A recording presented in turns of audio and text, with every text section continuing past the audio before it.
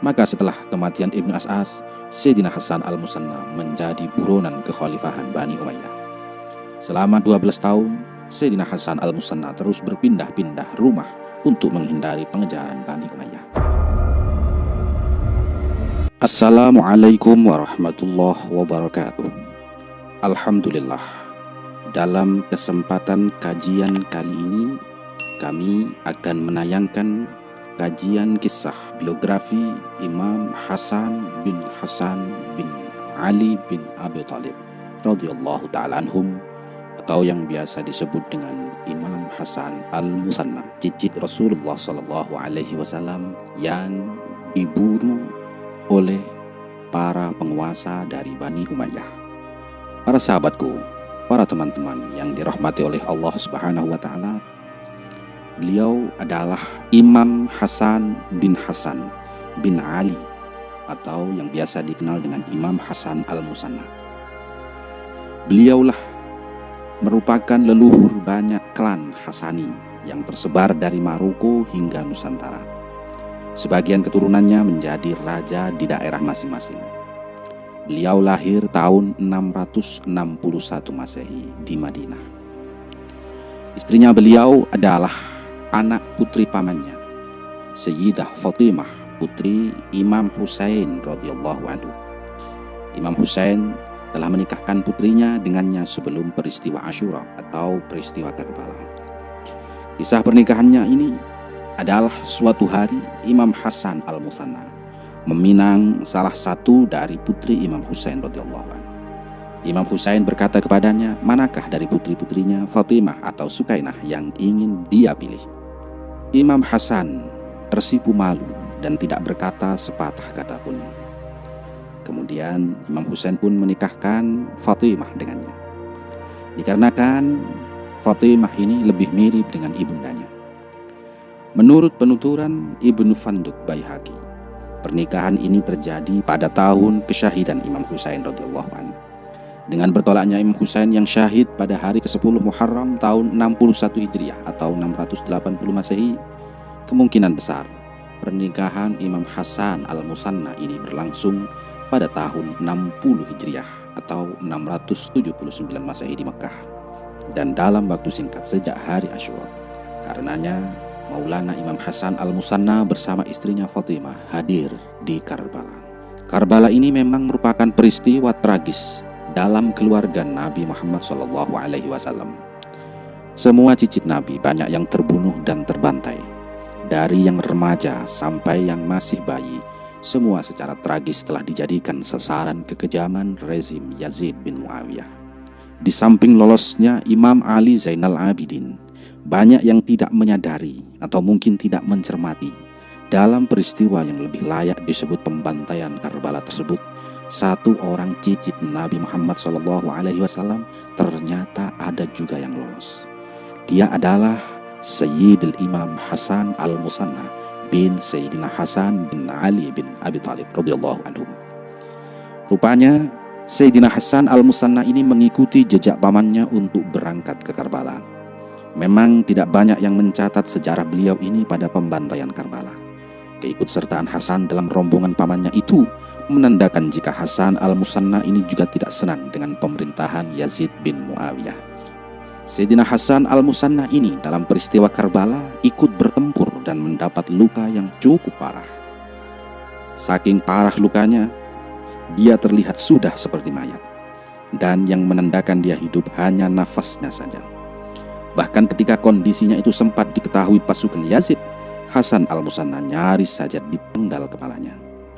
Namun karena berkat keberanian seorang wanita yang ikut rombongan Sayyidina Husain yang bernama Asma binti Kharijah al-Fazari, akhirnya Sayyid Hasan al-Musanna tidak jadi dipenggal kepalanya. Asma kemudian mengambil inisiatif menolong Hasan al-Musanna. Asma dengan berani menghalangi pasukan Yazid, dan tanpa banyak bicara ia langsung membopong tubuh Imam Hasan al-Musanna untuk dibawa ke Madinah dan diobati. Sesampainya di Madinah, Imam Hasan al-Musanna diobati dan akhirnya sembuh. Namun Hasan al-Musanna tidak kembali ke Karbala karena memang peristiwa Karbala telah berlalu dan sudah selesai. Peristiwa Karbala memang memilukan, Tapi di balik tragedi ini, dua wanita tangguh telah menjadi penyelamat cicit Nabi ini. Namun sayangnya, sosok wanita penyelamat Hasan al-Musanna ini jarang diangkat di dalam sejarah. Peristiwa lolosnya Hasan al-Musanna memang jarang diketahui para sejarawan. Padahal kalau kita mau meneliti sejarahnya, Hasan al-Musanna atau Hasan kedua ini banyak menurunkan ulama-ulama besar. Di antaranya adalah Syekh Abdul Qadir al-Jilani dan Syekh Abul Hasan Asyadili. Memang keturunan dari Sayyidina Hasan al-Musanna ini jarang diketahui. Namun jumlah mereka sebenarnya tidak jauh berbeda dengan Sayyidina Husain dari jalur Sayyidina Ali Zainal Abidin. Jadi lolosnya Sayyid Hasan al-Musanna ini menunjukkan jika kedua cicit Nabi Muhammad SAW tidak terbunuh. Mereka lolos dengan cara masing-masing dan kedua-duanya diselamatkan oleh para wanita-wanita hebat dari Quraisy. Dan peristiwa Karbala ini merupakan sebuah saksi mati yang wajib dikenang oleh kita semua. Namun bukan untuk ditangisi atau diperingati secara berlebihan seperti yang dilakukan oleh kaum Rafidhah. Karena dari peristiwa inilah justru keturunan Nabi Muhammad SAW Allah telah selamatkan dengan cara yang menakjubkan dan sangat dramatis. Yang satu karena kondisi sakit dan berhasil dilindungi bibinya yaitu Zainab bin Ali. Satu lagi sudah terluka parah namun berhasil dibawa keluar dan diobati oleh salah seorang perempuan pula. Dan dia juga bibinya dari pihak ibu. Dan jasa kedua wanita ini tidaklah dapat diukur dengan apapun, karena Allah telah menyelamatkan dua cicit Nabi yang paling terpenting ini. Kalau saja kedua cicit Nabi ini terbunuh, maka keturunan Nabi Muhammad SAW mungkin tidak pernah ada, khususnya yang telah menyebar ke seluruh dunia, bahkan di Indonesia. Kemudian kita lanjut di zaman Khalifah Abdul Malik bin Marwan dan Bani Alawiyin pertama yang mengangkat senjata terhadap Bani Umayyah pasca Karbala. Beliau adalah Sayyidina Hasan al-Musanna bin Hasan bin Ali bin Abi Thalib radhiyallahu anhum. Kisah ini berawal dari pertikaian antara Abdurrahman ibnu Ash'ath dan Hajjaj bin Yusuf. Saat itu Abdurrahman bin Ash'ath adalah salah satu panglima pasukan Bani Umayyah di bawah pimpinan Hajjaj bin Yusuf yang telah menjadi gubernur Irak.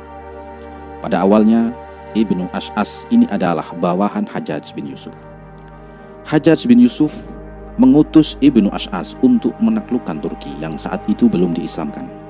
Ibnu Ash'ath membawa sejumlah besar pasukan tempur menuju Turki.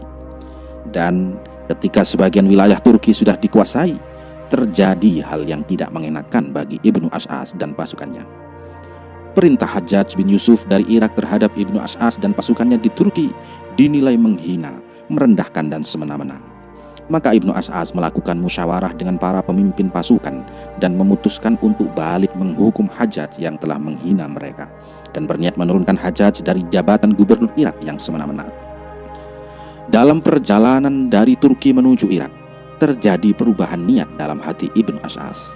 Yang awalnya dia, Ibnu Ash'ath, hanya berniat menurunkan Hajjaj bin Yusuf dari jabatan gubernur Irak, kemudian menjadi berniat menggulingkan pemerintahan Khalifah Abdul Malik bin Marwan al-Umawi yang dinilai banyak menindas dan membuat sengsara rakyat. Namun di sisi lain, Ibnu Ash'ath sendiri tidak mungkin merebut kekhalifahan karena menyadari bahwa dirinya bukanlah orang Quraisy. Sedangkan kedudukan khalifah hanya boleh diduduki oleh keturunan Quraisy. Maka dia berusaha mencari akal agar mendapatkan dukungan masyarakat untuk merebut kekhalifahan. Maka muncul inisiatif untuk mengajak Bani Hashim untuk bergabung dalam gerakannya. Bani Hashim ini adalah Bani keturunannya Sayyidina Ali atau keturunan Rasulullah. Maka dikirimkan utusan Ibnu Ash'ath kepada Sayyidina Hasan al-Musanna dan Sayyidina Ali Zainal Abidin guna mengajak keduanya untuk merebut kekhalifahan. Awalnya baik Sayyidina Hasan al-Musanna maupun Sayyidina Zainal Abidin menolak ajakan tersebut. Akan tetapi karena terus didesak dan melihat penindasan Bani Umayyah terhadap rakyat semakin menjadi-jadi, maka Sayyidina Hasan al-Musanna pun akhirnya bergabung dengan Ibnu Ash'ath. Gerakan Ibnu Ash'ath ini sangat besar karena mendapatkan dukungan dari kaum lemah dan juga para ulama. Namun hanya Imam Hasan al-Musanna saja yang ikut bergabung. Imam Ali Zainal Abidin tetap tidak mau bergabung dan memilih berkhalwat memilih bertaqarrub ilallah, memilih jalan sufi, mengajar seperti wali-walinya Allah Subhanahu wa taala. Awalnya Khalifah Abdul Malik bin Marwan kewalahan melihat gerakan revolusi ini.